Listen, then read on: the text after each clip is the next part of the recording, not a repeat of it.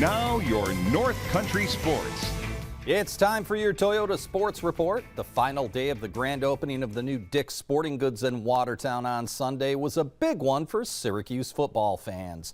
Well over 300 people lined up to get a chance to meet former Syracuse and Philadelphia Eagles quarterback Donovan Mcnabb.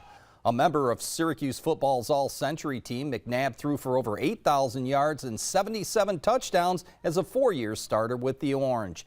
McNabb was the second overall pick in the 1999 NFL Draft by the Philadelphia Eagles and was a six-time Pro Bowler, throwing for over 37,000 yards and 234 touchdowns in his 13-year career. A big part of Syracuse's success on the football field in the 90s. You know what the exciting part is? You get an opportunity to come back and see the people who supported you all the way through. Obviously, there's a lot of younger individuals here, but their parents were a major part of the excitement in the Dome, and as well as what we've brought here to Syracuse.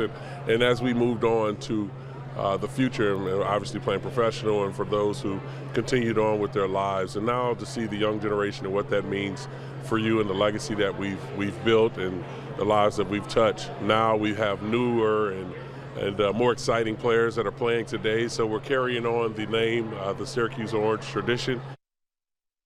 The Thousand Island Spirits officially kicked off their second season on Sunday at the Town of Alexandria Recreation Center, holding tryouts. Around 30 players were in attendance for the tryouts, with practice kicking off Wednesday and the season opener slated for June 1st.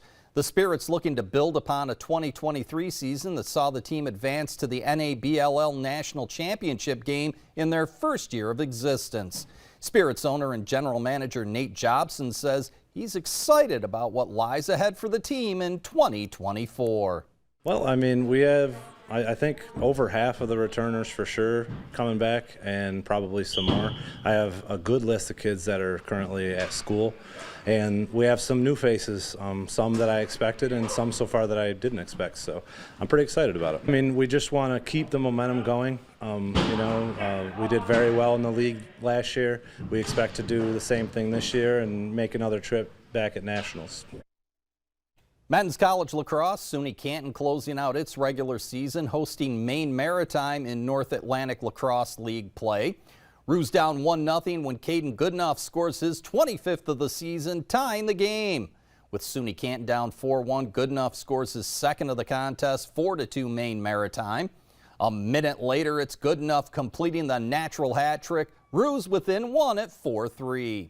Roos down 7-3 in the second when Carter Pooler dents net, 7-4 Maine Maritime. Alex Jacobs scores his 30th of the season, but Maine Maritime goes on to beat SUNY Canton 20-10. The SUNY Canton women's lacrosse team, meanwhile, earned the right to host the upcoming NAC Women's Lacrosse Championships next weekend. The Roos completed an undefeated league schedule on Saturday with a 19-5 win over SUNY Poly, finishing conference play with a perfect 7-0 mark. SUNY Canton will play in one semifinal on Saturday against SUNY Poly, with the chance to advance to the championship game on Sunday and earn an automatic berth in the women's NCAA Division III lacrosse tournament. Some sad news. Longtime girls lacrosse coach Nancy Vecchio passed away on Thursday after a battle with cancer. Vecchio was the driving force behind the start of the girls lacrosse program at General Brown and was also the head coach. Vecchio also formed the Different Road Patriots Lacrosse Club, a traveling team that encompassed players from a number of North Country schools. Most recently, Vecchio was an assistant coach with the South Jeff girls varsity lacrosse team. Calling hours will be Tuesday from 4 to 7 at Hart and Bruce Funeral Home, with a funeral mass on Wednesday at 10 a.m. at St. Anthony's Catholic Church.